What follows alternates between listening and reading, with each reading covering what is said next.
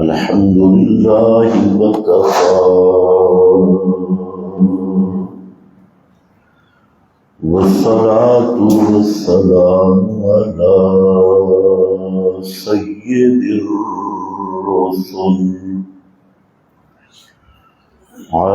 سيد الرسل وخاتم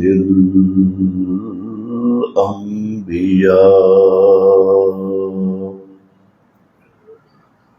أما بعد فأعوذ بالله من الشيطان الرجيم. بسم الله الرحمن الرحيم. وما يؤمن أكثرهم بالله إلا وهم مشركون.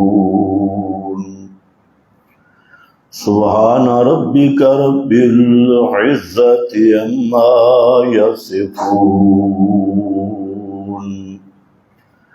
وسلام على المرسلين والحمد لله رب العالمين.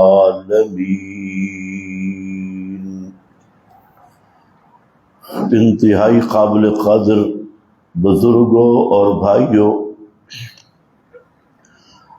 گزشتہ بیان میں آپ حضرات کے سامنے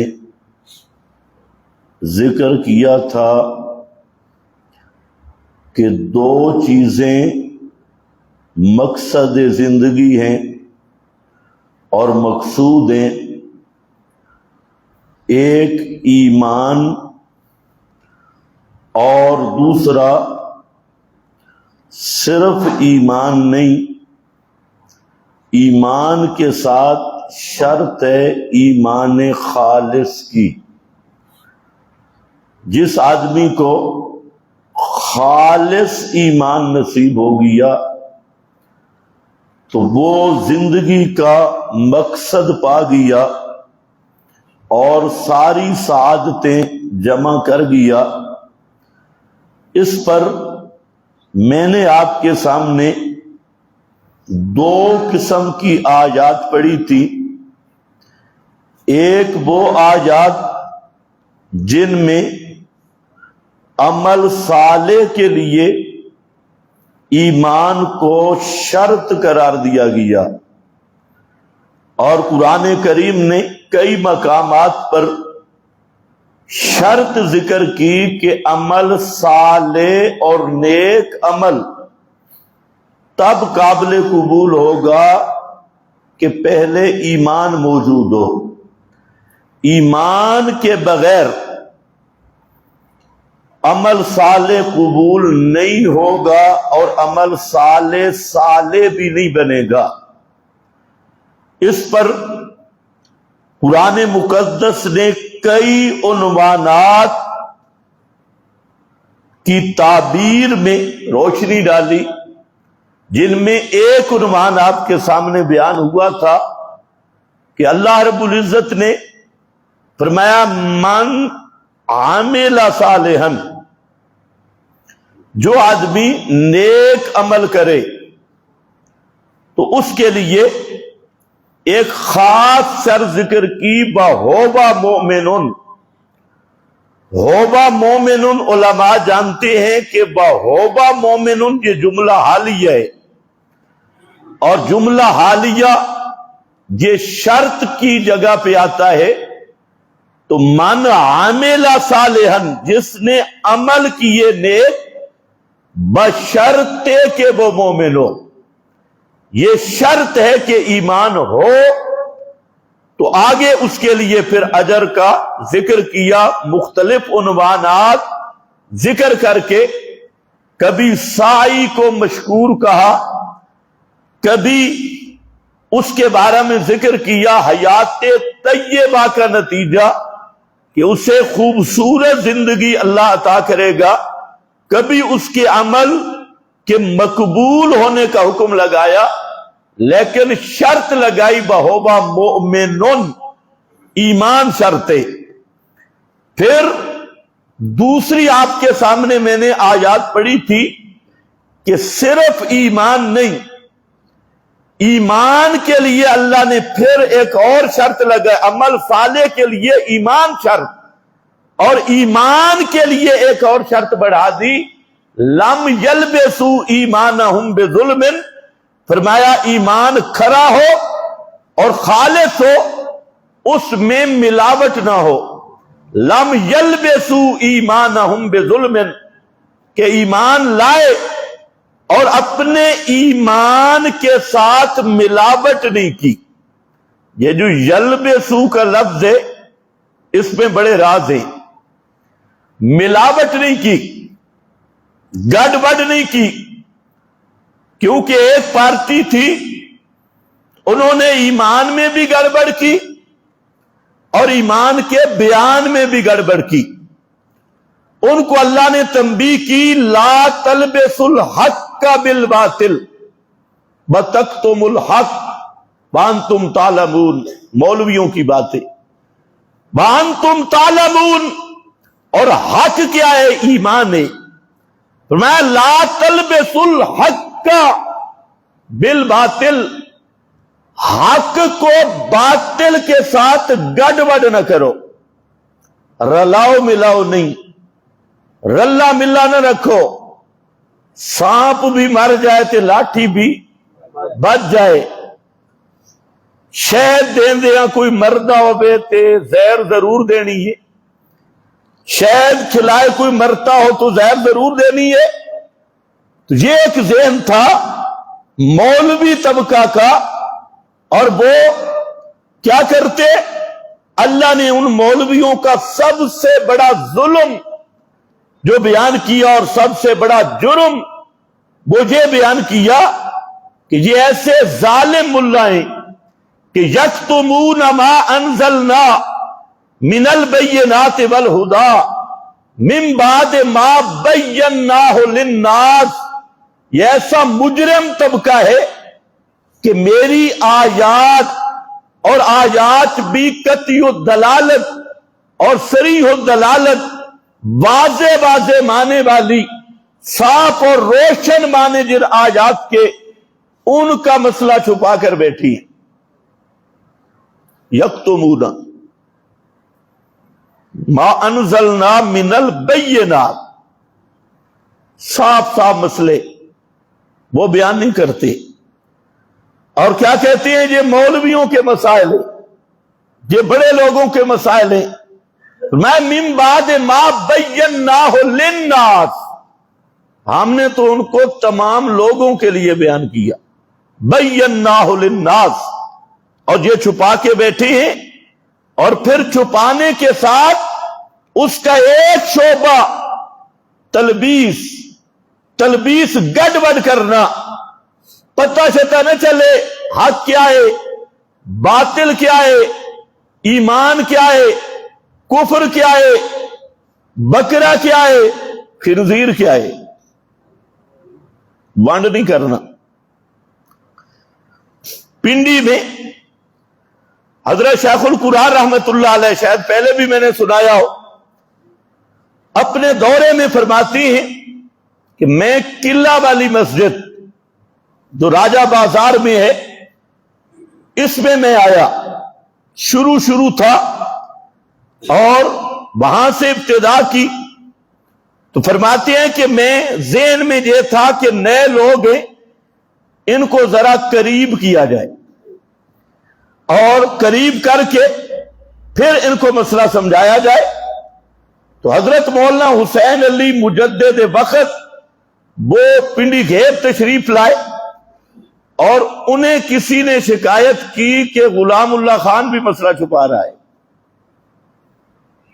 یہ خود شیخ بیان کر رہے ہیں، آپ ذرا دیانت بھی دیکھیں، یہ لوگ کتنے امانت دیانت والے تھے، اپنے بارے میں خود کہہ رہے کہ کسی نے شکایت لگا دی اس حاجی کو کہ شیخ مولانا غلام اللہ خان بھی مسئلہ نہیں بیان کر رہے، لوگوں کو قریب کر رہی۔ تو حضرت مولانا حسین علی صاحب رحمہ اللہ نے وہاں تار کی پیغام بھیجا کہ فلاں دن جلسے کا اعلان کر دو، ہم خود آ رہے ہیں۔ یہ وہ تڑپ تھی کسی زمانے میں توحید بیان کرنے کی۔ آج تو مولوی کو خیال ہی نہیں، آج تو فیس ہے، تقریریں ہو رہی ہیں، جلسے ہو رہے ہیں، فیس اگاڑی جا رہی ہے، تجارت ہو رہی ہے، لوگ خوش ہیں، اور مولوی آیا کسی کو کچھ بھی نہیں کہا، کوئی مسئلہ، 4 لطیفے 5 قوالیاں سنا کے گیا۔ سبحان اللہ، کیسا بہترین ماحول ہے۔ اور مولانا حسین علی نے فرمایا کہ جلسے کا اعلان کر دو۔ حضرت شیخ فرماتے ہیں میں بھی ڈر گیا، میں نے کہا میں ان لوگوں کو قریب کر رہا ہوں، استاد آئے تو خیر نہیں ہے، یہ تو مسئلہ کھلے گا۔ جلسہ کا وقت آ گیا، جلسہ شروع ہوا تو حضرت شیخ خود کہتے ہیں کہ جلسے میں ولی کامل سید عنایت اللہ شاہ بخاری رحمہ اللہ اور امام المحدثین حضرت مولانا قاضی شمس الدین رحمت اللہ علیہ اور حضرت مولانا حسین علی کے خادم خاص مولانا عبد الرؤوف صاحب بچھال والے، یہ 3 حضرات تھے جلسہ میں۔ تو حضرت شیخ کہتے ہیں میں نے بڑے شاہ جی کو بھی سمجھا دیا، وہ میرا ساتھی تھا، میں نے کہا نیا ماحول ہے، خیال کریں ذرا، ایسا ایسا مسئلہ آرام آرام سے۔ شاہ صاحب تو خیر خطیب اسلام تھے اور ان کی بڑی میٹھی زبان اور سر و تال بھی زبردست تھی، تو انہوں نے مسئلہ بیان کیا، لوگ بیٹھے رہے۔ مولانا حسین علی صاحب رحمہ اللہ بیمار تھے اور بار بار چارپائی پہ اٹھتے اور بیٹھتے اور پنجابی میں جملہ کہتے مسئلہ کھلا کوئی نہیں، مسئلہ کوئی نہیں کھلا، بیان نہیں ہوا۔ پھر قاضی صاحب آئے تو شیخ کہتے ہیں میں نے انہیں بھی منت کی، خدا کے لیے نیا ماحول ہے، اس کا خیال رکھنا۔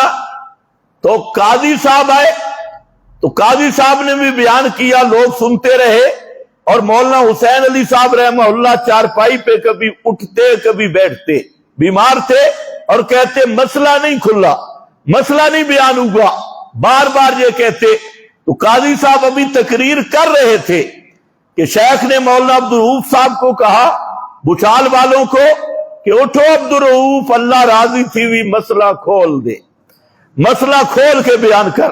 مولانا عبد الرؤوف صاحب آئے اور انہوں نے یہاں سے شروع کیا جو جملہ بتانا چاہتا ہوں۔ انہوں نے لوگوں کو کہا کہ آپ مجھے بتائیں کہ یہاں خنزیر کا گوشت پڑا ہے، یہاں بکرے کا گوشت پڑا ہے، لوگوں کو پتا نہیں، مجھے پتا ہے کہ یہ خنزیر ہے اور یہ بکرا ہے، لوگ یہاں سے بھی لے رہے ہیں، یہاں سے بھی لے رہے ہیں، اور مجھے پتا بھی ہے کہ یہ تو خنزیر ہے اور یہ بکرا، اگر میں نہ بتاؤں تو مجرم ہوں یا نہیں۔ لوگوں نے کہا جی آپ مجرم ہیں، تو اب ذرا سنو۔ مولانا عبد الرؤوف صاحب کہنے لگے پھر سن لو، اچھی طرح سن لو، یہ گولڑے والا بھی مشرک ہے، سیال والا بھی مشرک ہے، اور یہ سارے قبر پرست مشرکوں کا ٹولہ ہے، اور کتاب اللہ کے سری خلاف چلنے والے اور غیر اللہ کی پوجا کرنے والے، یہ نرے خنزیراں دے خنزیر نہیں۔ حق وہ ہے جو کتاب اللہ بیان کرے، محمد الرسول اللہ کی سنت بیان کرے۔ بس یہ کہنا تھا، لڑائی شروع ہو گئی۔ اب مولانا حسین علی صاحب اٹھ کے بیٹھے اور دعائیں دیں، واہ عبد الرؤوف تجھ پہ اللہ راضی ہو، مسئلہ کھول دیتا ہی گیا، مسئلہ کھل گیا۔ اور حضرت شیخ القرآن خود کہتی بس وہ رات تھی میرا جھاکا لے گیا، وہی رات تھی، اور اس کے بعد جتنا کام ہوا اس رات کے بعد ہوا۔ آج مولوی کا ذہن یہ ہے لڑائی نہ ہو، رولا نہ پڑے، کوئی ناراض نہ ہو، تو میں کہتا ہوں کوئی ایسا پیغمبر تو بتاؤ نا کہ جس نے مسئلہ بیان کیا ہو اور لڑائی نہ ہوئی ہو، لوگ ناراض نہ ہوئے ہوں۔ پیغمبر جب مسئلہ بیان کرتے تھے تو لوگ گلے میں ہاتھ ڈالتے تھے، پیغمبر جب مسئلہ بیان کرتے تھے تو لوگ سامنے استقبال کرتے تھے۔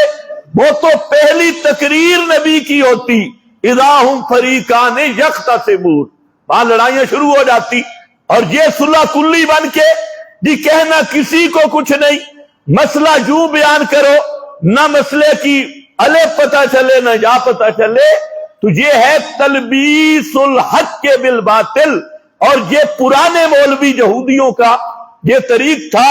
افسوس یہ ہے کہ آج اکثر یہ تلبیس ہمارے اندر آنے لگ گئی ہے۔ صاف سی بات ہے، جلسے سنو، تقریریں سنو، ہر چیز ہوگی، ایکشن ہوں گے، ایکٹنگ ہوگی، سریں ہوں گی، سبحان اللہ کے نعرے ہوں گے، عوام میں جوش و جذبہ ہوگا، اور شخصیات کی پوجا ہوگی، اور اولو حبل کے نعرے ہوں گے۔ اگر نہیں ملتی جلسے میں تو خالص ایمان اور خالص توحید کی بات نہیں ملتی، اور یہ افسوسناک پہلو ہے، ہمیں اس پہ فکر کرنا چاہیے۔ تو میں عرض یہ کر رہا تھا، ایمان بھی ہو، اور ایمان بھی کون سا ہو؟ لم یلبسوا ایمانہم بظلم، ایمان ہو لیکن ایمان ظلم کے ساتھ ملا ہوا نہ ہو۔ ظلم کا معنی میں نے بتا دیا تھا، پیغمبر کریم نے قرآن پڑھ کے بتایا تھا، ان الشرک لظلم عظیم، ایمان ہو اور شرک کی آمیزش ایمان کے ساتھ نہ ہو۔ اسی سلسلہ کو آگے چلاتے ہوئے ہم یہاں پہنچے تھے سورہ یوسف پر، اور وقت ختم ہوا تھا، اب وہاں سے میں شروع کر رہا ہوں۔ اس آیت میں اللہ رب العزت نے جو مسئلہ بیان کیا، اگر کوئی آدمی ضد نہ کرے اور گھر میں بیٹھ کے اس آیت کا ترجمہ دیکھے اور پھر تھوڑا سا غور کر لے تو انشاءاللہ مسئلہ توحید سمجھنا بالکل آسان ہے۔ یہ آیت نمبر 106 آج بھی ہماری زیر بحث آیت یہی ہے۔ فرمایا وَمَا يُؤْمِنُ أَكْثَرُهُمْ بِاللَّهِ إِلَّا وَهُمْ مُشْرِكُونَ، اکثر لوگ وہ ہیں جو اللہ پر ایمان کا دعویٰ رکھنے کے باوجود ہیں کون؟ ایمان کا دعویٰ بھی ہے اور ہے کون؟ مشرک۔ اس پر میں نے 2 حوالے پیش کیے تھے۔ ایک حوالہ تھا سید محمود آلوسی بغدادی کا، اس نے اس آیت کا جو معنی کیا تو اس نے ایک عنوان دیا کہ یہ کون لوگ ہیں، ایمان کا دعویٰ بھی اور ہیں بھی مشرک، ایمان یقین کی محنت کا دعویٰ بھی اور ہیں بھی مشرک، اپنے آپ کو ایمان کا ٹھیکیدار بھی سمجھتی ہیں اور ہیں بھی مشرک۔ تو اس کا کیا مطلب؟ تو علامہ آلوسی رحمت اللہ علیہ نے جو دیوبند، بریلی، اہل حدیث، یہ سارے مکتب فکر ہندوستان میں پیدا ہوئے، دیوبند بھی ہندوستان کا شہر، بریلی بھی ہندوستان کا شہر، اور یہ جو اہل حدیث ہے یہ تو ملکہ وکٹوریہ کے دور سے تشریف لائے، اور یہ انگریز دور کی پیداوار۔ اس سے پہلے دنیا میں کوئی جامع اہل حدیث مسجد نہیں، جامعہ محمدیہ اہل حدیث مدرسہ نہیں، اور نہ کوئی مکتبہ ہے۔ یہ ملکہ وکٹوریہ کے دور سے ہمارے اہل حدیث بھائی بھی تشریف لے آئے، لیکن دیوبند بھی تو ہندوستان کا شہر ہے، بریلی بھی ہندوستان کا شہر ہے، وہاں کچھ علماء تھے۔ تو ہم کون ہیں؟ ہم کون ہیں جی؟ ہم مسلمان ہیں۔ کون ہیں؟ اسلام ہندوستان سے آئے یا عرب سے آئے؟ اچھا یہ بات ذہن میں رکھو، بہت سارے مولویوں کو نہیں پتا، وہ بیچارے لڑ رہے ہیں کہ کہتے ہیں میں ہم دیوبندی، یہ دیوبندی نہیں۔ اب بریلویوں بھی مسئلہ چل پڑا ہے، انہوں نے کہا جو حسام الحرمین پہ دستخط کرے وہ بریلوی ہے، حسام الحرمین وہ جو احمد رضا کا جھوٹ ہے اس پہ دستخط کرے بریلوی، اور جو حسام الحرمین نہ مننے وہ بریلوی۔ آج کل لڑائی ہو رہی ہے، ادھر دیوبندیوں میں لڑائی ہے، جو المحنت پہ دستخط کرے وہ دیوبندی، جو المحنت پہ نہ کرے وہ دیوبندی نہیں۔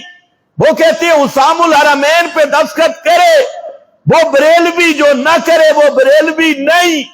تو آج یہ باتیں ہیں، تو میں کہتا ہوں جو ما انا علیہ و اصحابی کو چھوڑے وہ مسلمان نہیں۔ اس کی فکر کر، المحنت پیچھے رہ گئی، حسام الحرمین پیچھے رہ گیا، تو یہ جو ہمارے اہل حدیث بھائی ہیں ان کو بھی کہوں گا خدا کے لیے جھوٹ نہ بولا کرو. یہ ایسا فرقہ ہے جھوٹ میں اول نمبر،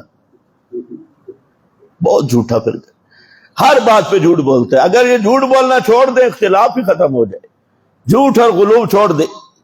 اب خیر بات لمبی ہو جائے گی، میں نے آج بیان کرنی ہے، وقت بڑا مختصر ہے. تو عرض یہ کر رہا ہوں کہ دیوبندی بننا کوئی فلاح اور نجات کا معیار نہیں، بریلوی بننا کوئی دین کی خدمت نہیں، اہل حدیث کہلوانا کوئی مذہب دین کی بنیاد نہیں ہے. کامیاب وہ آدمی ہے جو نبی اور نبی کے صحابہ کے نقش قدم پہ چلے، ما انا علیہ با اصحابی، اس پہ چلے. تو سید محمود آلوسی دیوبندی بریلی اہل حدیث جھگڑوں سے پہلے کے مفسر ہیں اور وہ مسلم الکل مفسر ہیں. فرماتے ہیں اس آیت میں یہ کون لوگ ہیں جن کو اللہ نے فرمایا کہ وہ ایمان کے باوجود مشرک ہیں، ایمان کے باوجود، یعنی ایمان کے دعوے کے باوجود مشرک ہیں. تو فرمایا ایسے مشرکوں کی قسمیں بہت ہیں، ان میں سے ایک سن لو، من اولئک عبدۃ القبور، انہی میں سے ایک قسم ہے قبروں کے پجاری. عبدۃ القبور جو قبروں کے پجاری ہے، اور وہ قبروں کے پجاری کیا کرتی ہیں؟ الناظرون لها بل معتقدون للنفع والضرر.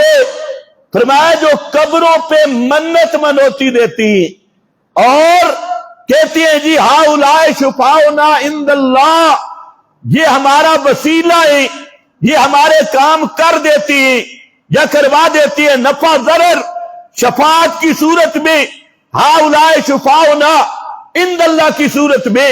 تو فرمایا کہ یہ ایسے جھلے لوگ ہیں اور ایسے پاگل لوگ ہیں کہ ممن، ان سے نفع نقصان مانگتے ہیں اور ان سے امیدیں رکھتے ہیں کہ اللہ عالم بحالہ فیہا، اللہ جانے قبر کے نیچے اس کے ساتھ کیا ہو رہا ہے.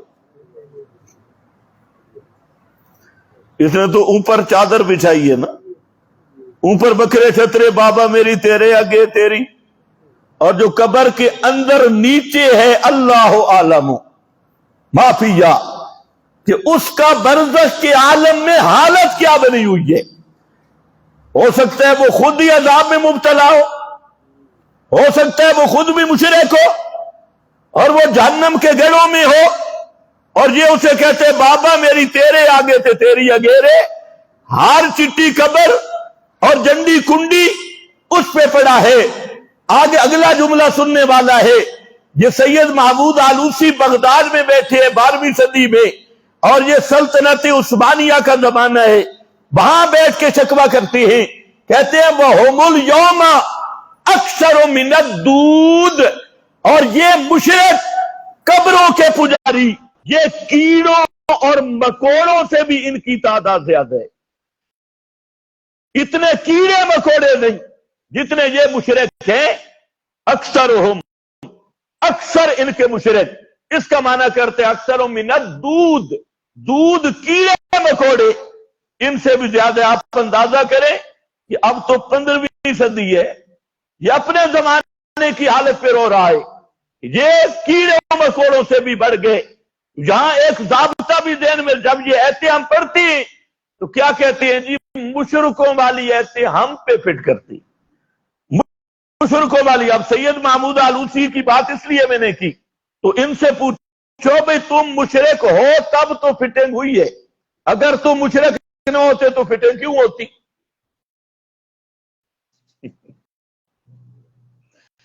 اب اس کے بعد حضرت شاہ ولی اللہ محدث دہلوی جو استاد الکل ہیں، اہل حدیث دیوبندی بریلوی، تینوں فرقوں کی سند شاہ ولی اللہ تک پہنچتی ہے. اور حضرت شاہ ولی اللہ محدث دہلوی نے کسی آیت کی روشنی میں، الفوز الکبیر ان کی کتاب ہے، علماء کو پڑھنی چاہیے. حضرت شاہ ولی اللہ محدث دہلوی فرماتی ہیں جب اس طرح کی آیات سمجھنی ہوں جس میں شرک کا رد ہے، شرک پر شکوہ ہے۔ حضرت شاہ سے فرماتی ہیں جب ایسی آیات تم سمجھنا چاہو تو آج کے لوگوں کے حالات کو ذہن میں رکھو، اور فرمایا اگر مکہ کے مشرکوں کا آج انموذج اور نمونہ دیکھنا ہے تو آؤ، یہ عبادۃ القبور، یہ جو قبروں کے پجاری ہیں، مکہ ابو جہل کو نہیں دیکھا۔ شاہ ولی اللہ فرماتے ہیں پریشان ہونے کی ضرورت نہیں، آج قبر کے پجاری کو دیکھ لو، یہ بالکل اسی طرح کے مشرک ہیں جیسے ابو جہل مشرک تھا۔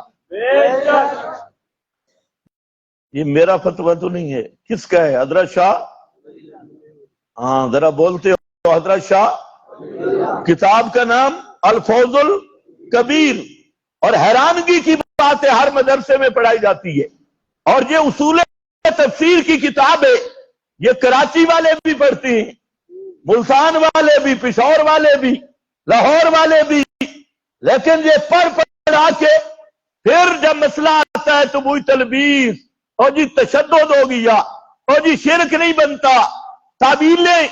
حالانکہ شاہ ولی اللہ ان سارے تمہارے مفتیوں سے بڑا عالم ہے، اور یہ سارے مدارس والے سے، اور اگلی بات انہوں نے ان کے بارے میں بھی لکھی۔ شاہ ولی اللہ فرماتی ہیں اگر وہ ایسے پڑھو قرآن کی جن میں یہودی علماء کا تذکرہ ہے تو اپنے زمانے کے مولویوں پہ نظر کرنا۔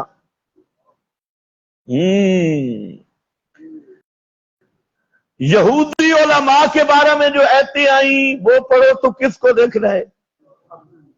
یہ آدھا کہ پھٹ کی تھی کھڑا۔ یہ پوچھو حضرت شاہ ولی اللہ سے، اپنے علماء کے علماء، اپنے علماء سو کو دیکھنا۔ پھر انہوں نے آگے نشانیاں بیان کی، فرمایا یہودیوں میں سب سے بڑی خرابی یہ تھی کہ انہوں نے اللہ کی کتاب کو پیٹھ پیچھے چھوڑ دیا تھا۔ کتاب اللہ وراء ظہورہم، اور کس کے پیچھے پڑے؟ اپنے مولویوں کی باتوں کے پیچھے، پیروں کی باتوں کے پیچھے۔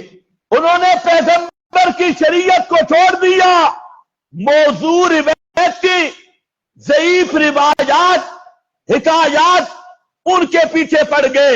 حضرت شاہ ولی اللہ فرماتی ہے اگر تم نے یہودی مولوی کی زیارت کرنی ہے، اس مفتی کا دیدار کرو جو قرآن کے مقابل جھوٹی روایتیں پیش کر رہا ہے، جو کتاب اللہ کے مقابل اپنے بزرگوں کی آراء اقوال پیش کر رہا ہے، اور جو مخلوق کو الہ سمجھے ہوئے ہے، اور اتخذوا احبارہم ورہبانہم اربابا من دون اللہ کا مصداق بن کے اپنے پیروں کو، اپنے مولویوں کو، اپنے مشائخ کے اقوال کو شرعی دلیل سمجھ کے بیٹھا ہے۔ شاہ ولی اللہ کہتی ہیں ایسے مولوی کو دیکھو تو یوں سمجھو کہ بنو قریظہ کے یہودی کو دیکھا ہے۔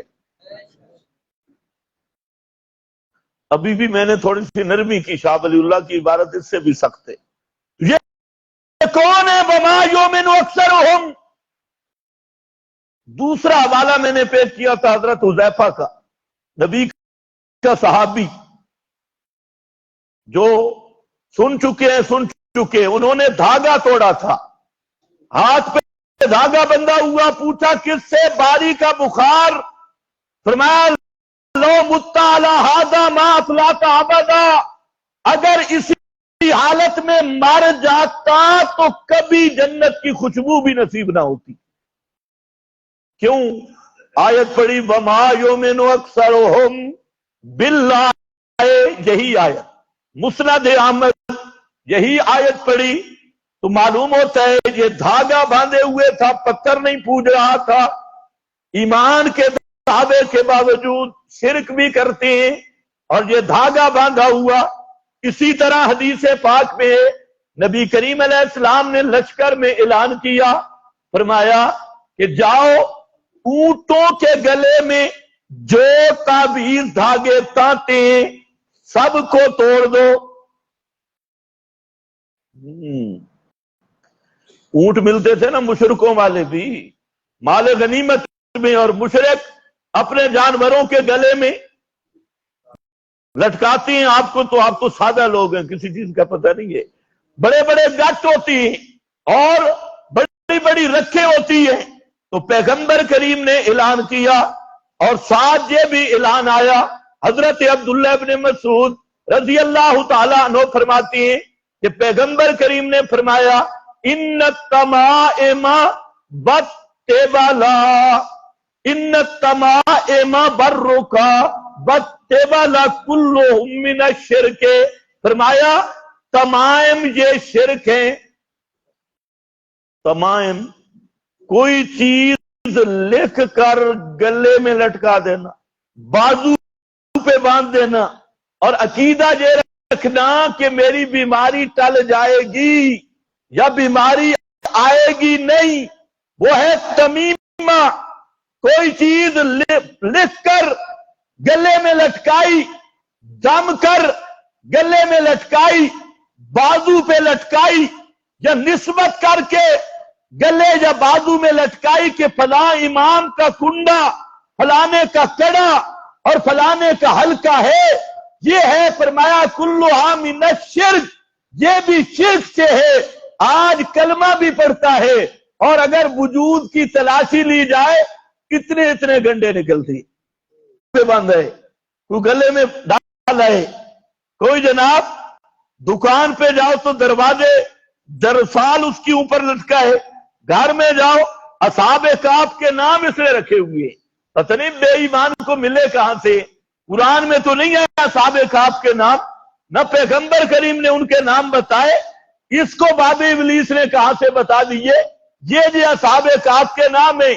अब इससे पूछो असहाबे काफ कहां गुजरे और बेईमाना तूने उनके नाम कहां से तलाश किए।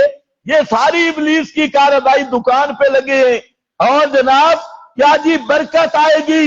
ये सारे तमाम, चाहे वो ताबीज गंडे की शक्ल में हूं, चाहे वो कड़ों की शक्ल में हूं, चाहे वो धागों की शक्ल में हूं, चाहे वो घुक्कों की शक्ल में हूं, चाहे वो लोहे की शक्ल में हूं, चाहे वो पीतल की शक्ल में हूं, चाहे किसी और लकड़ी की शक्ल में हूं, जो ऐसे चीज लटकाई जाए जिससे नफा और जरर की उम्मीद रखी जाए, तो ये अल्लाह के महबूब फरमाते हैं शिरकुन, ये भी शिरक है।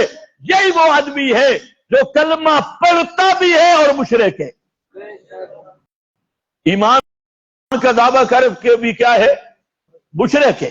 फिर पैगंबर करीम ने फरमाया मन हलफ लिगैरिल्लाह फकद अशरका, जिस आदमी ने गैरुल्लाह के नाम की कसम खाई, नबी की कसम, अली की कसम, पीर की कसम, वली की कसम, पैगंबर ने फरमाया कद अशरका, वो आदमी भी कट्टर मुशरिक है। हम तो थोड़े मुतशद्दिद हैं तो हदीस का क्या बनेगा, और मानते सारे मन हलफ लिगैरिल्लाह फकद अशरका। आज कसमें नहीं खाई जाती,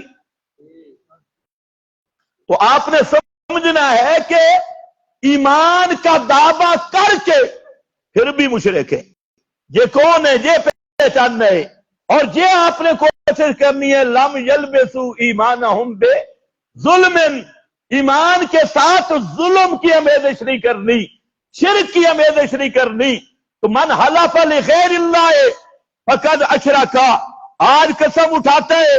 और हमारे बखर में एक जगह है कसरे ज़ैनब, हम गए, ये मार्केट है कसरे ज़ैनब, इमाम बाड़ा है बड़ा, वहां पर इन्होंने जन्नत भी बना रखी है, हूरें भी हैं उसमें,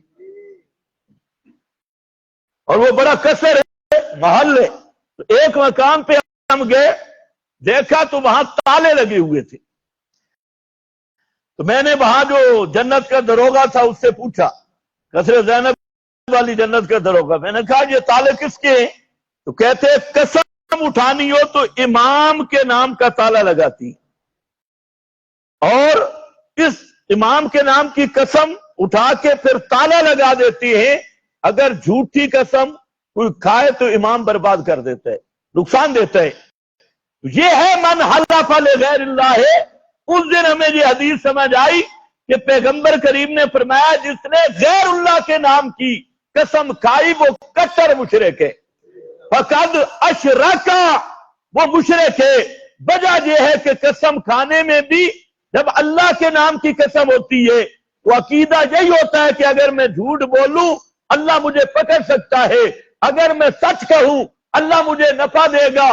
ثواب عذاب اور پکڑ دکڑ یہ رب کے اختیار میں ہے.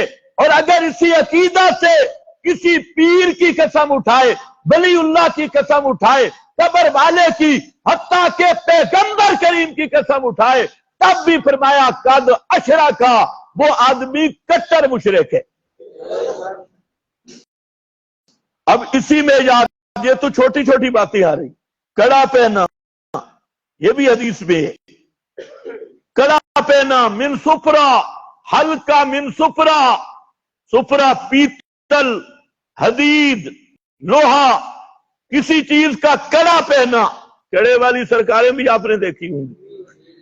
یہ کڑے پہنے یا خاص فیروزے والی انگوٹھی پہنی, پتھر تلاش کر کر کے خاص قسم کی انگوٹھی, اور عقیدہ یہ کہ میرا نفع نقصان, میرا رزق کا بست و کشاد, میری قسمت کے فیصلے اس خاص فیروزہ کے ساتھ معلق ہے.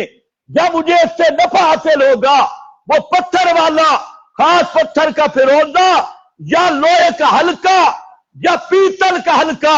یہ کڑا جس کو آپ بولتے ہیں, یہ کڑے اور مندریاں اور یہ ماندرے اور یہ اس طرح کے چمٹے یہ جو پہنتے ہیں, اس نسبت سے یہ امام کا کڑا ہے, یہ فلاں کا کڑا ہے, یہ فلاں کا کڑا ہے. اللہ کے رسول فرماتے ہیں یہ بھی پکا شرک ہے. اسی طرح فرمایا بدفعلی التجارہ, فرمایا لا عدوہ بلا تجارہ انما طائرکم عند اللہ. بدفعلی لینا یہ بھی شرک میں سے شمار کیا. اور بدفعلی کیا؟ ایک تجارہ مکہ کے مشرکوں میں رائج تھا اور آج بھی وہ باقی ہے کہ وہ پرندے اڑاتے, یہ کام کرنا ہے یا نہیں کرنا. پرندہ دائیں طرف جا رہا ہے, کرنا ہے, بائیں طرف جا رہا ہے, نہیں کرنا. ان کے اپنے اصول تھے, اور اسی کا دوسرا نام بدفعلیاں لینا. صبح صبح نکلا ہے گھر سے, بلی پہ نظر پڑ گئی, کہتے ہیں آج کا دن منحوس ہوگا. اور بے ایمانہ منحوس تو پہلے ہے تو, اور مشرکہ بلی سے بدفعلی لے رہا ہے. مرغی نے اذان دے دی, یہ بیچارہ ڈرا ہوا ہے, مرغی اذان دے رہی مرغی اذان دے رہی ہے تو مرغی نے کون سا جرم کی اذان دے دی. یہاں تو زنانیاں تمہاری وزیر اعظم بن سکتی ہیں, تو مرغی اذان دے گی تو جرم بن گئی ہے. تمہارے ملک میں تو زنانیاں وزیر اعظم بن جائے کوئی مسئلہ نہیں, اور زنانی 5 لاکھ علماء کے استاد پر حکومت کرے تو تم تعجب کوئی نہیں ہے. مرغی اذان دے دے تو پورے علاقے پہ فساد آ گئی ہے اور پورا علاقہ خراب ہو گیا. شام کو جھاڑو نہیں دینا, نحوست آئے گی. ہاں بالکل صحیح ہے, شام کو جھاڑو نہیں دینا. اسی طرح رات کو کنگا نہیں کرنا, اور الو پہ نظر پڑ جائے, الو بیچارہ وہ الو تو اپنے مقام پہ, یہ الو اس سے زیادہ پریشان ہے. تو اس طرح کے وہی نحوست کا نظریہ, جعلی نحوست. کروڑ روپے کی گاڑی لی ہے اور کالی کٹوی باندھی ہوئی ہے. کیوں کالی کٹوی کیوں؟ کہتے ہیں نظر نہ لگ جائے, نظر نہ لگ جائے. میں نے کہا پھر ہندوستان کا ہندو گدوی کی پوجا کرے وہ مشرک ہے, اور تو کٹوی کی پوجا کرے تو مسلمان ہے. شادی ہو گئی, ساتھ ایک لوہے کا رکھا ہوا ہے چھرا. یہ کیا ہے جی؟ یہ لوہے رکھ ہے. یہ لوہے رکھ کیوں ہے؟ کہ کہیں جنات نہ آ جائیں. جن بڑے بے ایمان ہیں. جب یہ گلی پہ پھرتا تھا, غیر محرم زنانیوں کو دیکھتا تھا, جن بے فکر سے تہجد پڑھ رہے تھے. آج اس کی شادی ہو رہی ہے اور حق حلال کی بیوی آ گئی تو جنوں کو اب تکلیف ہے جی, جن مار جائیں گے. بچہ پیدا ہوا ہے ساتھ چھڑا رکھا ہوا ہے، یہ مسلمان ہے، یہ مسلمان نہیں، یہ وہ ہے وما یؤمن اکثرهم باللہ الا وهم مشرکون، یہ کٹر مشرک ہے، لاکھ دفعہ کلمہ پڑھے، جو لوہے کو مشکل کشا سمجھ رہا ہے، جو سفرہ اور پیتل کو مشکل کشا سمجھ رہا ہے، جو بلیوں اور الووں سے ڈر رہا ہے، یہ اور ان سے بدفالیاں لے رہا ہے، پیغمبر کریم نے فرمایا لا تیرۃ فی الاسلام، اسلام میں بدفالی کا تصور بھی نہیں ہے۔ اور آپ یہ ساری تلاش کرتے ہر علاقے میں بدفالیاں جدائیں، یہ یہاں سے آپ کو یہ سمجھانا ہے کہ ایمان کو خالص رکھنا ہے، لم یلبسوا ایمانہم بظلم، ظلم کے ساتھ نہ ملانا۔ اور اسی طرح آج فرقوں کو بھی دیکھ لو، فرقوں نے اپنا ایمان ظلم کے ساتھ ملایا، اور ظلم کفر ہوتا ہے، ظلم شرک ہوتا ہے، وہ ایمان کا دعویٰ بھی ہے۔ دعویٰ کیا ہے کہ ہم مومن ہیں،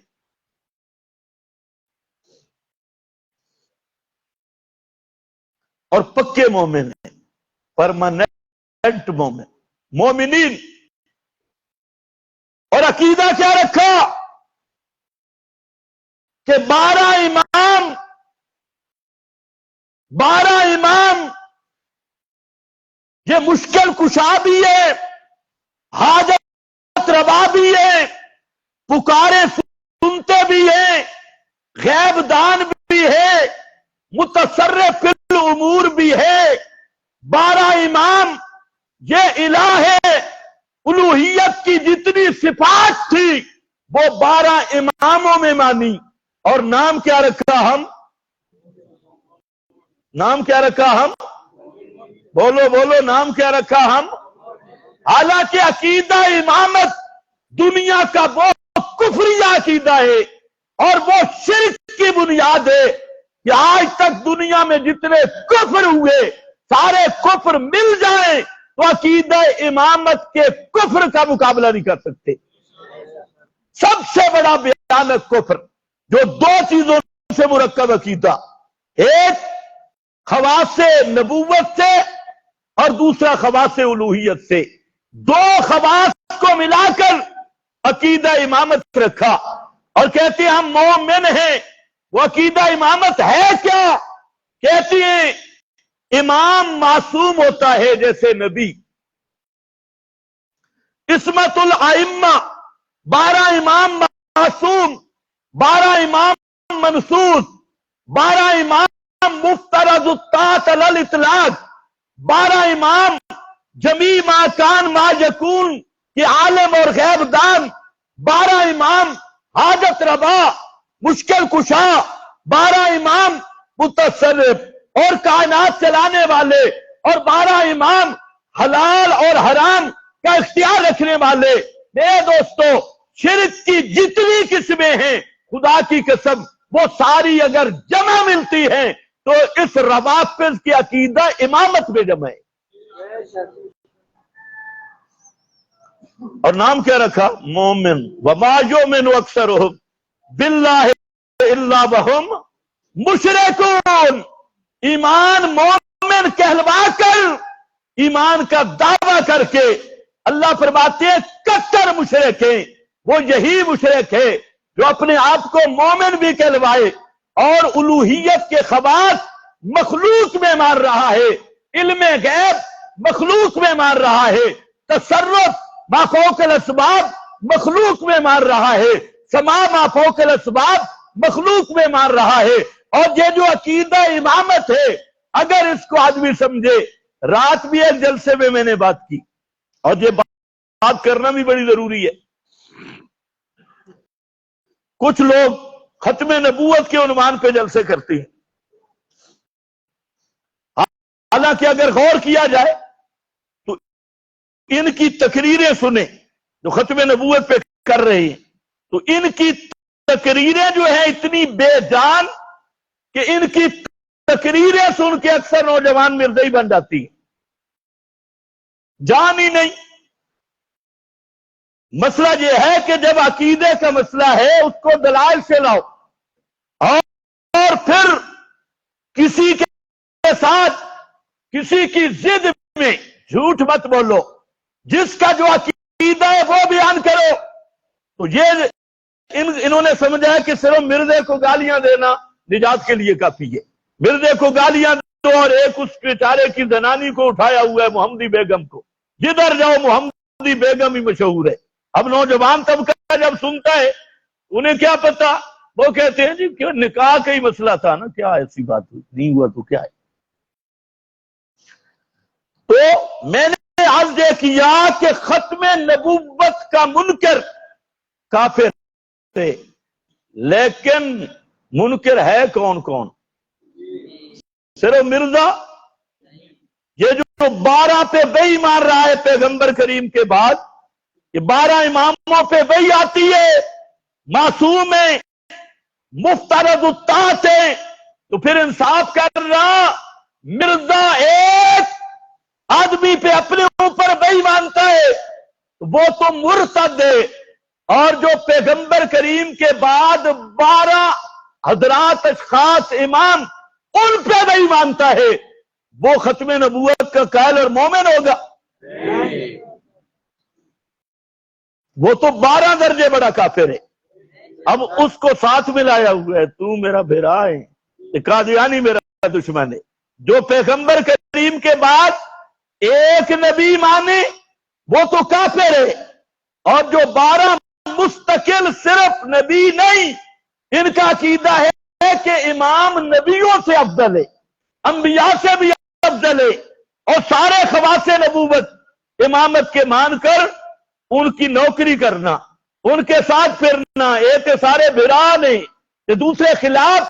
تو بہرحال میں عرض کر رہا تھا ایمان میں تلبیس مت کرو، لم یلبسوا ایمانہم بظلم، اگر یہ شرط نہ پائی گئی ایمان کھڑا نہ ہوا، خدا کی قسم کسی عمل کا کوئی فائدہ نہیں ہوگا، اور سیدھے بلا حساب و کتاب جہنم جائیں گے۔ اسی کا ایک پہلو یہ بھی ہے، وہ بھی ذہن میں رکھنا کہ ایمان کی تلبیس جو سب سے زیادہ ہو رہی ہے اس وقت، یہ توحید فی الوہیت میں، عبادت میں الوہیت کے خواص مخلوق میں مانے جا رہے ہیں، ایک طرف 12 میں ماننے والے ہیں اور دوسری طرف لاکھوں اور ہزاروں میں ماننے والے ہیں۔ انہوں نے تو متعین کر لیے 12، اور یہ جو سننے اس سے تو متعین بھی نہیں ہوا۔ ہاں، جو بابا مر گیا مشکل کشا، حاجت روا، پکارے سننے والا، کوئی معیار ہی نہیں، تو 12 الہ ماننے والا وہ بھی کافر ہے، اور ہزاروں ماننے والا یہ بھی وما یؤمن اکثرهم باللہ الا وہم مشرکون کا مصداق اور صاف مسئلہ ہے۔ اور ایک وہ شرک ہے جس سے بچنا بڑا مشکل ہے، اور وہ شرک ہے شرک حاکمیت، اور اس کے بڑے تم بھی اس سے ذرا خیال کرو، اپنے ایمان کو بچاؤ۔ لم یلبسوا ایمانہم بظلم، ورنہ وما یؤمن اکثرهم باللہ الا وہم مشرکون۔ اس کے 3 محاذ ہیں۔ ایک محاذ یہ کہ اپنے مولوی اور پیر کو شریعت سازی کا اختیار دے دینا، مولوی اور پیر کو شریعت سازی کا اختیار دے دینا، اور مولوی اور پیر کی بات کو شرعی دلیل سمجھنا، اور کتاب و سنت کی پرواہ نہ کرنا، اس کے مقابل اپنے شیخ مولوی پیر اس کی رائے کو ترجیح دینا، یہ پہلا عنوان ہے شرک فی الحکم کا، اور یہ میں نہیں کہتا، قرآن کہتا ہے۔ آج آپ نے سنی ہے، جو نئے ہیں وہ توجہ کریں، پرانوں کا تو وظیفہ ہے۔ اتخذوا احبارہم ورہبانہم اربابا من دون اللہ، اتخذوا احبارہم، اس آیت کی وجہ سے مفہوم میں 3 عنوان ہیں۔ ایک عنوان یہ کہ حضرت عدی نے پوچھ لیا، اور وہاں جو حدیث ہے اس میں 2 لفظ آ رہے ہیں۔ ایک یہ کہ اللہ کے رسول قرآن نے ہم پہ ایک الزام قائم کیا کہ ہم اپنے مولویوں اور پیروں کو رب کہتے تھے، حالانکہ ہم نے کسی مولوی کو رب نہیں کہا، کسی پیر کو رب نہیں مانا، اور قرآن کہتے ہیں انہوں نے مولویوں پیروں کو کیا بنایا؟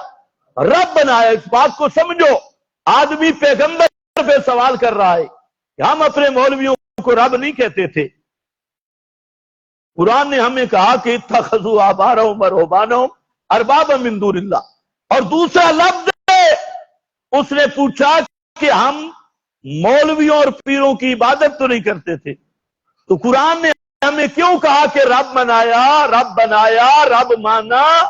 اب ذرا سنو، پیغمبر کریم نے فرمایا بتا، اللہ کی کتاب ایک چیز کو حلال کہتی تھی، مولوی اور پیر حرام کہتا تھا، کس کی بات مانتے تھے؟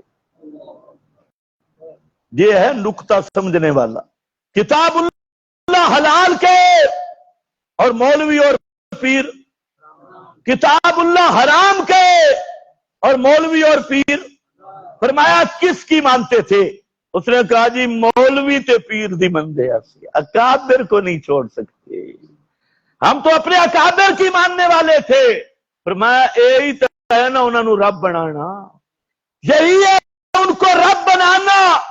اس حدیث میں ایک زبردست عنوان آپ نے دیا، اور جس حقیقت کی طرف اشارہ کیا کہ رب کی ربوبیت 2 طرح ہے۔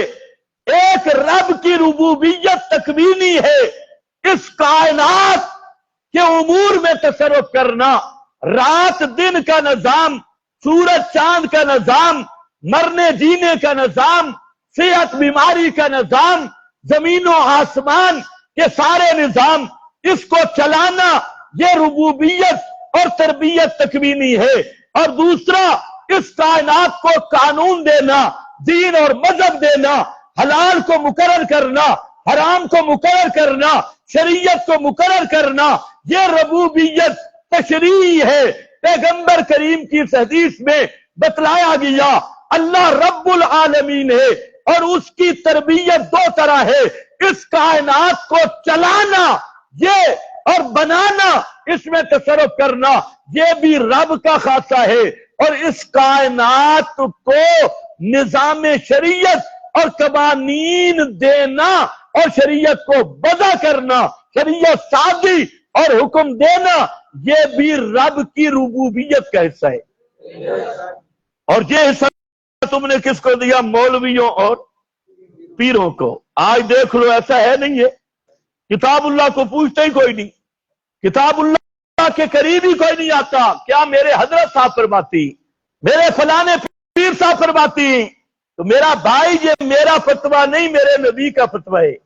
جو کتاب اللہ کے مقابل کسی مولوی اور پیر کی تقلید کرتا ہے اور اس پہ اعتماد کر کے اس کی بات حلت حرمت میں مانتا ہے، پیغمبر فرماتے ہیں وہ اس نے اس مولوی اور پیر کو رب بنا رکھا ہے۔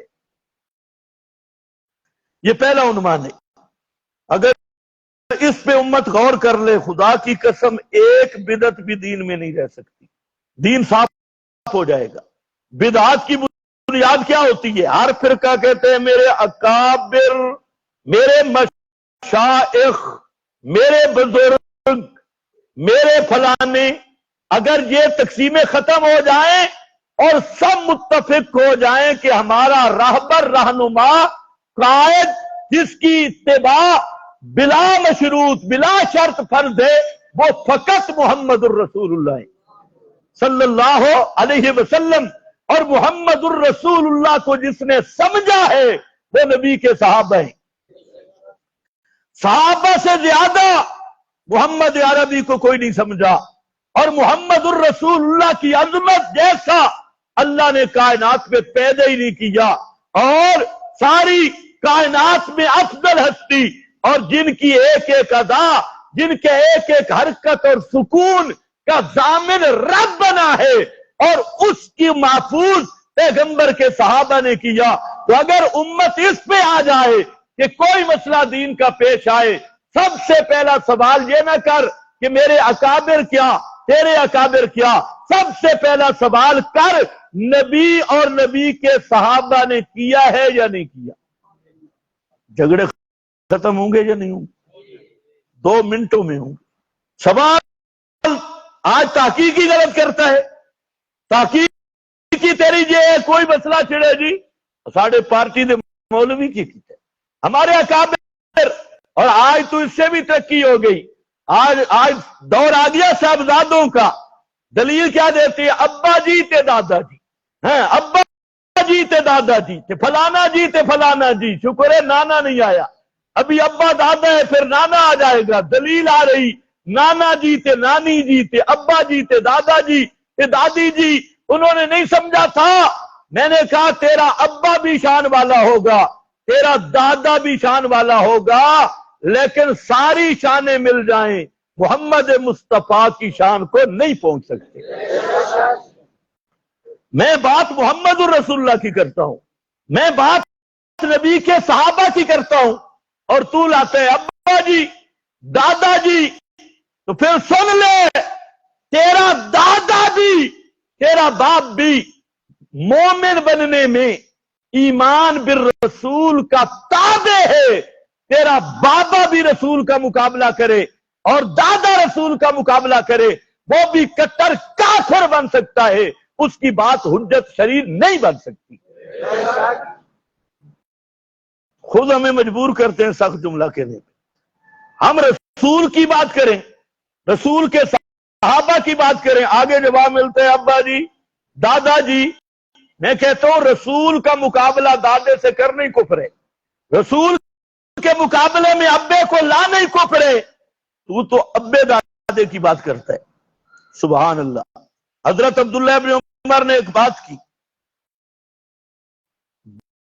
بیٹا کہنے لگا میں اپنی بیوی کو مسجد میں نہیں جانے دوں گا۔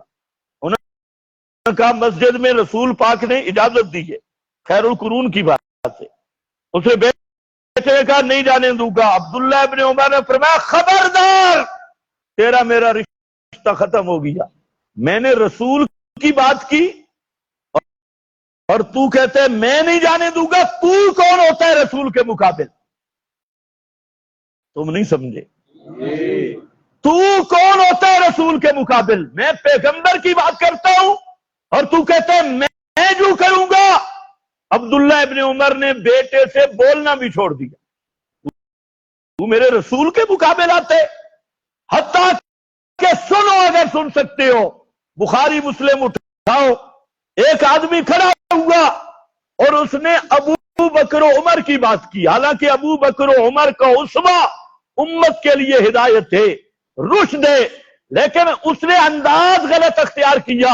ایک آدمی حدیث بیان کر رہا تھا، دوسرے نے کہہ دیا کہ حضرت صدیق جو کہتے ہیں حضرت فاروق، انہوں نے کہا خبردار، میں محمد کی بات کرتا ہوں اور تو امتیوں کے نام لیتا ہے۔ ذرا غور ہے تمہارا، یہ امتی کون تھے؟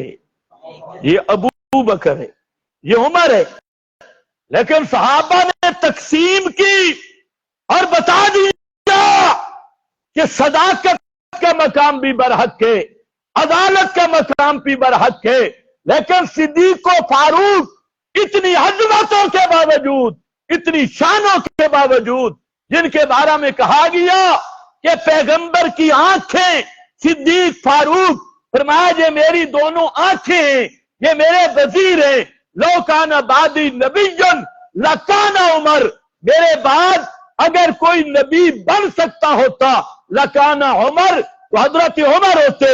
اتنی شانوں کے باوجود جب بات آ گئی تو صحابی کا انداز دیکھو، کہتے ہیں میں رسول کی بات کرتا ہوں اور تو امتیوں کی بات کرتا ہے۔ اب بتا، تیرا ابا جی ابو بکر صدیق سے بڑی شان والا ہے، فاروق اعظم سے دادا جی کی شان زیادہ ہے۔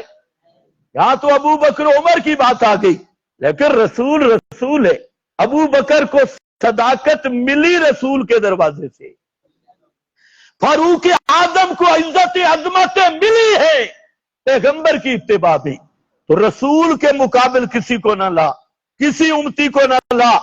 اور یہ جو لوگ جھوٹ بولتے ہیں جی یہ اماموں کی مانتے ہیں رسول کی نہیں مانتے، خدا کی قسم یہ انہیں جھوٹ بولتے ہوئے شرم آنی چاہیے۔ ہم کہتے ہیں رسول کے مقابل تو صحابی کی نہیں مانی جا سکتی، امام کون ہوتا ہے رسول کے مقابل؟ یہ پہلا عنوان ذہن میں رکھ لو کہ شریعت کے مقابل مولویوں، پیروں، اکابر، بزرگوں، اپنے اپنے فرقے، پارٹیاں، ہیڈ، ان کی اتباع کرنا یہ بھی کیا ہے؟ وَمَا يُؤْمِنُ أَكْثَرُهُمْ بِاللَّهِ إِلَّا وَهُمْ، یہ بھی کلمہ پڑھنے کے باوجود مشرک ہے، کلمہ بھی پڑھتا ہے، دعویٰ بھی ایمان کا ہے، لیکن ہے بھی مشرک۔ اور اسی کا جو تکلیف دہ عنوان ہے وہ ہے نظام اور قانون۔ نظام اور قانون میں اللہ کے قانون کو چھوڑ کر انگریز کے قانون کی اطاعت کرنا، کتاب و سنت کے قانون کو چھوڑ کر طاغوتی قوانین کی پیروی کرنا، اتباع کرنا، ان کو حق سمجھنا، ان پہ راضی ہونا۔ تو قرآن کہتا ہے ان اطعتموہم انکم لمشرکون، اگر تم نے اللہ رسول کے قانون کے مقابل شیطانی ابلیسی طاغوتی قانونوں کی اتباع کی، اللہ کی قسم تو مشرک ہو۔ ان اطعتموہم انکم، بولو بولو ذرا، لمشرکون، وقت اوپر ہو گیا ہے لیکن لمشرکون، کٹر مشرک ہو۔ تو آج پوری دنیا میں طاغوت، دجال، ابلیس کا ایک قانون چل رہا ہے جو کتاب و سنت کے مقابل تہذیب یہود کی، سیاست یہود کی، سیاست یہود کی، جمہوریت یہود کی، قوانین یہود کے، دجال کے، ابلیس کے، اور تو کلمہ پڑھ کے پھر بھی اس میں منہ ڈالے تو کیا بنے گا؟ وما یؤمنو، ایمان کا دعویٰ رکھنے کے باوجود، سفید داڑھی ہونے کے باوجود، حج اور عمرہ کرنے کے باوجود، اور لاکھوں استاد علماء کا استاد ہونے کے باوجود، جب طاغوتی نظام کو حق کہے گا تو اللہ کی قسم کٹر مشرک بنے گا۔ وہ واقعہ تو آپ نے سنا ہے، ایک فیصلے کی بات تھی، منافق اور توجہ ہے نا، وہ جو منافق تھا، منافق کیا ہوتا ہے؟ داڑھی بھی ہوتی ہے اس کی، پگڑی بھی، اور نمازی بھی ہوتا ہے، روزے دار بھی، تسبیح والا بزرگ، صوفی۔ جھگڑا بن گیا، اور جھگڑا بھی کس کا؟ زمین کا، زمین کا جھگڑا۔ اور نظر ثانی کرائی تھی کس سے؟ بولو نا، جو تمہیں یاد ہے وہ بولو، کس سے کرائی تھی؟ حضرت عمر نے کیسی نظر ثانی کی؟ زبردست نظر ثانی کی۔ اس نے کہا جی نبی پاک سے فیصلہ ہوا ہے، لیکن کہتے ہیں چلو جی، منافق کہتے ہیں فیصلہ تو ہو گیا ہے، تو اللہ کے نبی ہے نا مصروف ہیں، شاید توجہ سے کوئی پہلو رہ گیا ہو، تو حضرت عمر سے ذرا نظر ثانی تو کرا لینا۔ حضرت عمر کے پاس گئے، یہودی سمجھدار تھا، اس نے بتا دیا کہ ایک فیصلہ ہو بھی چکا ہے، اب یہ نظر ثانی کے لیے آیا۔ فاروق نے فرمایا ذرا مہلن ٹھہرون، ابھی آتا ہوں۔ اس نے سمجھا کوئی شاید قانون کی کتاب لے کے آ رہا ہے، اندر سے کوئی نئی شک ہے۔ تلوار آئی تو یہ ہوتا ہے، ایک فیصلہ کروانے والا صرف نظر ثانی، وہ تو فاروق اعظم قتل کر دیں، اور تو پوری زندگی طاغوت کے قانون میں گزارے اور پھر بھی کہے میں مسلمان ہوں، ساری انگریز کے قانون کے نیچے رہے، اسے انہی قوانین، اور جہاں تک بولیاں بھی شروع ہو گئی کہ آج کل کا جہاد الیکشن ہے، آج کل کا ووٹ آج کل کا جہاد الیکشن ہے، پرچی، ہم نے کلاشن رکھوا دی، پرچی تھمائی، دوڑ ہوتی ہے۔ آج کل جہاد یہ پرچی ہے۔ میں نے کہا مولانا خدا کے لیے مرزا قادیانی کو نبوت انگریز نے دی، اسی مشن پہ تھی، اور مرزا خود کہتا ہے کہ میری نبوت کے مقاصد میں سے پہلا مقصد یہ ہے کہ جہاد منسوخ ہے۔ کس نے کہا تھا؟ اب تم بھی نہیں بولو گے، کس نے کہا؟ مرزا کو نبی بنانے کا مقصد انگریز کا نبی ہے، انگریزوں نے بنایا، اور کس بیس پہ بنایا کہ جہاد ختم، تلوار والا جہاد ختم۔ وہ کہتے ہیں آج کا جہاد مناظرہ کرنا ہے، آج کا جہاد قلم ہے، لہذا جو اصل پیغمبری قتال جہاد تھا وہ ختم۔ تو مرزا کافر بن گیا، اور یہی اس کا مقصد تھا۔ اور مولانا تو کہے کہ آج کا جہاد الیکشن، اور آج کا جہاد جمہوریت، اور آج کا جہاد یہ انگریز کی لونڈی، اس کو پالنا ہے۔ بتا خدا کے خوف کر، اور بتا مرزا کافر کیوں ہے، تو مسلمان کیوں ہے؟ ایک اور اٹھا مبلغ دین کٹر قادیانی اور مرزائی، یہ جتنے جہاد کے مخالف لوگ ہیں، یاد رکھو یہ سب مرزا کی ذریت ہے، چاہے وردی میں ہیں چاہے بغیر وردی میں ہیں۔ اگر ان کا ڈیٹا نکالو یہ کٹر قادیانی ہوں گے، ورنہ محمدی دعوت وہ قرآن اور جہاد والی دعوت ہے۔ محمد الرسول اللہ کی پوری زندگی قرآن کا بیان ہے اور جہاد کا انتظام ہے۔ قرآن اور جہاد محمد مصطفیٰ، سیف محمد مصطفیٰ، تلوار محمد الرسول اللہ، قتال محمد الرسول اللہ صلی اللہ علیہ وسلم، آپ کی پوری صورت یہی ہے۔ آج جہاد کو دہشت گردی کہنا اور جہاد پہ پابندیاں، آیات کو نکالنا، ان پہ اعتراضات، تو یہ کون سی فکر ہے؟ یہ مرزا قادیانی کی فکر ہے اور اس شیطان کی فکر ہے۔ یہ فکر صوفیوں میں بھی آ گئی۔ ایک مولوی صاحب کہہ رہے تھے جہاد تو ہم مانتے ہیں لیکن وقت نہیں آیا۔ نماز تو فرض ہوتی ہے جب وقت ہے، وقت نہیں آیا۔ میں نے کہا مولانا ابھی وقت امام باڑوں میں حلوے کھانے کے اور ادھر ادھر پھرنے کا، مدے چھٹے کرنے کا وقت ہے، وقت نہیں آیا۔ اور ظالمہ قرآن کیا کہتے ہیں؟ قاتلو حتی لا تکون فتنہ، جب تک کفر اور شرک کا دور ہے اس وقت تک جہاد کا وقت ہی وقت ہے۔ قاتلو حتی لا تکون فتنہ، پیغمبر نے فرمایا الجہاد ماضٍ الی یوم القیامہ، کہتے وقت ہی نہیں۔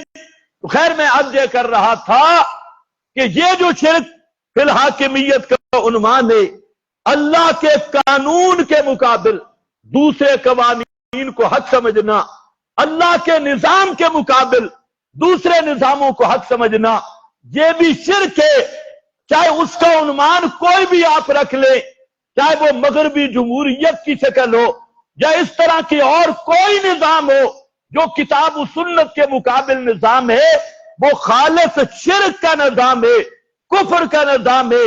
اور اگر لم یلبسوا ایمانہم بظلم پہ رہنا ہے، اپنے ایمان کو خالص کرنا ہے، طاغوت کے ہر نظام کا انکار کرنا ہوگا، ابلیس کے ہر نظام کا انکار کر۔ من یکفر بالطاغوت ویؤمن باللہ، اس کی محنت کرنی ہوگی اور اس کے لیے لوگوں کو تیار کرنا ہوگا کہ محمد الرسول اللہ کا قانون کیا ہے۔